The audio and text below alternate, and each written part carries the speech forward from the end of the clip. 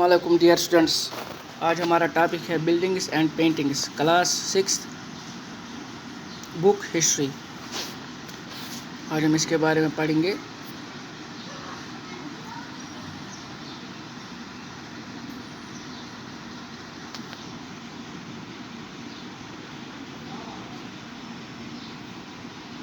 Buildings and paintings, Marutusami and the iron pillar. Marutusami and the iron pillar, आज हम इसके बारे में पढ़ेंगे। मारुतुसामी क्या है और आयरन पिलर क्या है। मारुतुसामी वाज सो एक्साइटेड। मारुतुसामी एक लड़के का नाम है, वो बहुत खुश है, बहुत एक्साइटेड है। His brother had propelled his wheelchair all along the dusty stony path past the towering Qutub Minar. उसके जो उसका भाई है, उसने उसको व्हील चेयर पे वो कहीं ले गया, कुतुब मीनार ले गया है। एंड अब द मेटल रैप, अब मेटल रैप पे चढ़ाया है। It had been tough but now he was here. अब उसको जब मारुतुसामी को उसके भाई ने जब व्हील चेयर पे कुतुब मीनार लिया तो रैंप पे चढ़ाया, तो अब वो वहाँ पहुँच गया, अब वो रिलैक्स है। In front of the famous iron pillar, जो मशहूर आयरन पिलर है, तो उसके आगे है। It was an unforgettable experience. ये ऐसा तजुर्बा है जो कभी ना भूलेगा। Metallurgy, ancient Indian metallurgist made major contributions to the meteorological history of the world। जब मेटलर्जी उसको कहते हैं जब हम extraction of minerals from their ores करते हैं, वो मेटलर्जी हो गया। Archaeological exhibition have shown that the Harappans were master craftsman and had knowledge of copper metallurgy. जो आर्कोलॉजिस्ट होते हैं, जो ज़मीन को डिग करते हैं, फिर वहाँ से चीज़ें निकालते हैं, उनको पता लगता है कौन सी चीज़ कहाँ पे है, और वो बताते हैं, आर्कोलॉजिस्ट बताते हैं ये चीज़ कितनी पुरानी होनी चाहिए। जो हड़प्पन्स थे वो मास्टर थे, क्राफ्ट्समैन किसी चीज़ को बनाना, क्राफ्ट करना, और उनको नॉलेज थी कि वो कॉपर मेटलर्जी करते थे, कॉपर के एक्सट्रैक्शन करते थे और उनमें से ओर्स निकालते थे।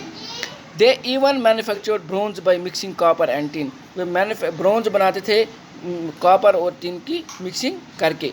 While the Harappans belong to the bronze age, जो हड़प्पन्स थे वो ब्रोंजी एज से बिलोंग करते थे। Their successors belong to the iron age, जो इनके पूर्वज थे, जो सक्सेसर्स थे, वो आयरन एज से बिलोंग करते थे। India produced highly advanced types of iron, forged iron, wrought iron cast. India में wrought iron cast and forged iron निकलता है।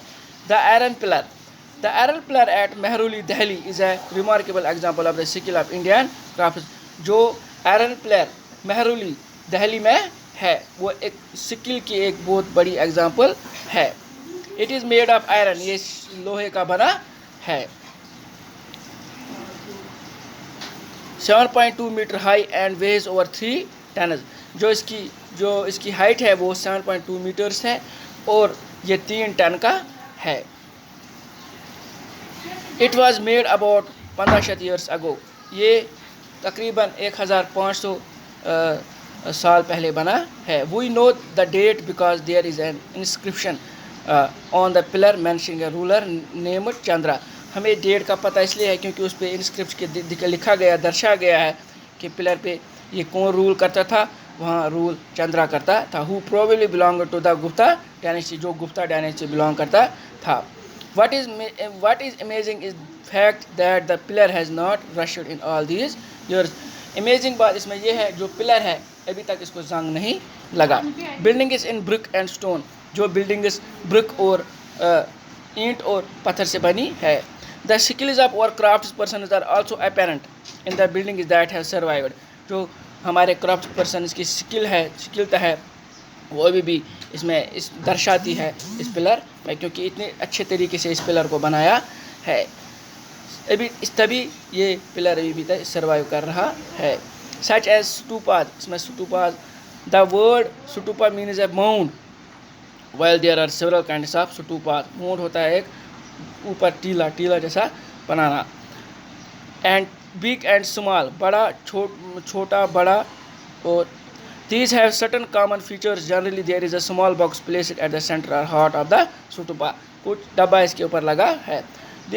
this may contain bodily remains such as teeth, इसमें teeth है, bone है, ashes है, हड्डी है, दांत है और राख है। बुद्धा आर हिज फॉलोअर्स, या बुद्धा की और उसके जो बुद्धा को फॉलो करते थे। और things they used as well as precious stones and coin, जो भी वो कॉइन यूज़ करते थे, प्रीशियस स्टोन यूज़ करते थे उनका।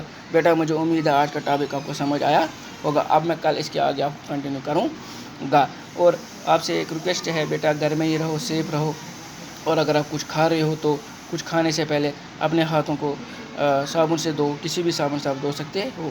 अगर आप घर से बाहर जा रहे हो तो अपने मुंह को मास्क से ढको और भीड़ भाड़ इलाके में मत जाओ, तभी हम इस बीमारी से बच सकते हैं। अल्लाह आपको खुश रखे, अल्लाह आपको सलामत रखे। अल्लाह हाफ़िज़।